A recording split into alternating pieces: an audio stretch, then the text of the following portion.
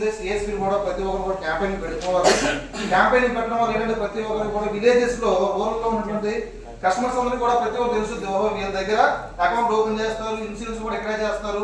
మన బ్యాంక్ వెళ్ళకుండా time waste చేసుకోకుండా మన పనులను కూడా మనం ఇక్కడే చేసుకోవచ్చు. ఫర్ ఎగ్జాంపుల్ మా విలేజ్ ఏమో బ్యాంక్ కి ఒక 10 km డిస్టెన్స్ లో ఉంది.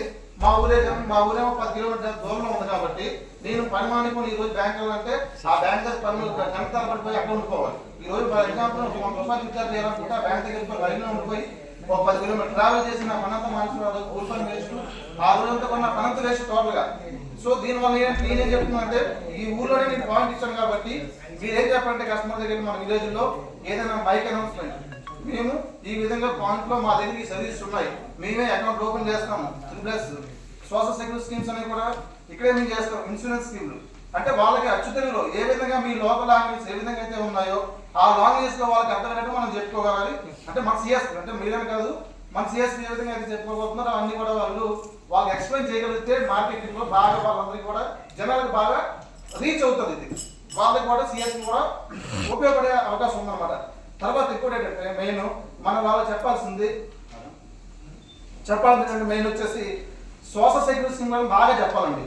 ఈ రోజు ఇన్సూరెన్స్ కట్టాలంటే ప్రైవేట్ ఇన్సూరెన్స్ లో మామూలుగా సంవత్సరం 1 లక్ష రూపాయలు తీసుకుంటారు, 10,000 కట్టించుకుంటారు బయట. అంటే ఆ టర్మ్ కోసం టర్మ్ ఇన్సూరెన్స్ అంటే ఆ ఇన్సూరెన్స్ పెట్టి ఆ అమౌంట్ పెట్టి ఉన్నాయి. కానీ మన దగ్గర ఓన్లీ 20 రూపాయలు అండి సంవత్సరానికి. అది కూడా వాళ్ళకి ఆ విధంగా మోటివేట్ చేసుకోవాలి. మనం 20 రూపాయలు ఇన్సూరెన్స్ కడితే మీకు యాక్సిడెంట్ ఏమో మిస్ అయి చనిపోతే 2 లక్షల రూపాయలు బ్యాంక్ ఇస్తుందండి. కానీ ఫర్ ఎగ్జాంపుల్ మీరు డైరెక్ట్ గా బ్యాంక్ వెళ్ళారు అనుకోండి, మీరు కస్టమర్ ఇక్కడే ఉన్నాడు, మా ఊళ్ళో చనిపోయాడు, బ్యాంక్ వాళ్ళకి తెలియదు, వీళ్ళు కూడా తెలియదు మా ఇన్సూరెన్స్ ఉన్న విషయం.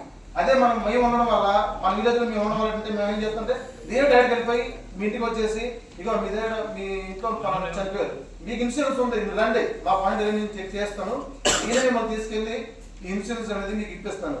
ఈ విధంగా సర్వీస్ చేయగలిగితే అతని మీద ఆ విలేజ్ లో ప్రతి ఒక్కరు నమ్మకం వస్తుంది. అది అందరికీ మీ అందరికీ తెలుసు. కానీ మళ్ళీ చెప్తాను అంటే మార్కెటింగ్ గురించి చెప్తాను అంతే, మళ్ళీ మాకేం తెలియదు అనుకోకండి.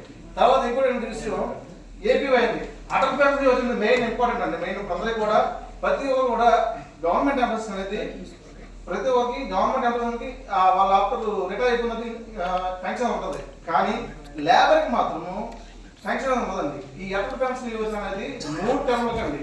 3 అంటే వాళ్ళ పేరెంట్స్ తర్వాత 3 టర్మ్ కూడా ఉపయోగపడుతుందండి. ఫర్ ఎగ్జాంపుల్ నేనే కట్టాలనుకోండి, అటల్ పెన్షన్ 1000 రూపాయల నుంచి 5,000 రూపాయలు ఉందండి మా దగ్గర పెన్షన్.